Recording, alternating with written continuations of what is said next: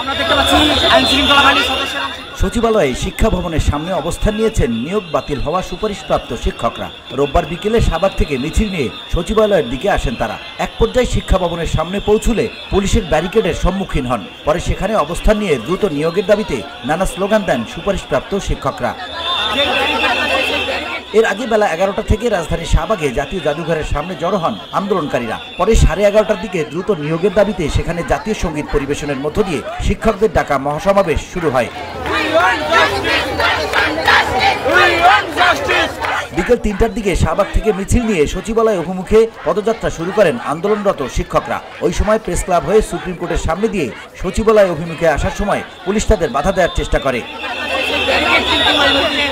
এরপর সচিবালয়ে প্রবেশের চেষ্টা করলে পুলিশের ব্যারিকেডের সম্মুখীন হন। এক পর্যায়ে পরিস্থিতি নিয়ন্ত্রণে জলকামান নিক্ষেপ করে পুলিশ। তারপর থেকে শিক্ষা ভবনের সামনে অনড় অবস্থান নিয়ে বিক্ষোভ করছেন সুপারিশপ্রাপ্ত শিক্ষকরা।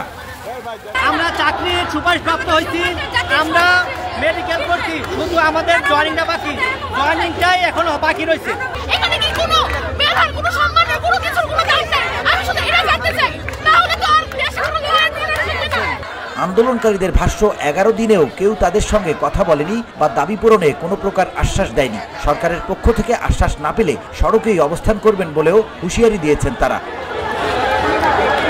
2023 সালের 14 জুন প্রাথমিকে সহকারী শিক্ষক নিয়োগে তৃতীয় ধাপের বিজ্ঞপ্তি প্রকাশিত হয়। পরবর্তীতে লিখিত ও মৌখিক পরীক্ষা শেষে 2024 সালের 31 অক্টোবর তৃতীয় ধাপের ফল প্রকাশিত হয়, যেখানে উত্তীর্ণ হন 6531 জন। মালয়েশিয়ান প্রযুক্তিতে তৈরি অত্যাধুনিক cleaning machine modern vacuum cleaner যে কোনো ধরনের ধুলো ময়লাকে পরিষ্কার করে ঘরকে করে তুলুন চকচকে ও আকর্ষণীয়। Modem, brand of luxury.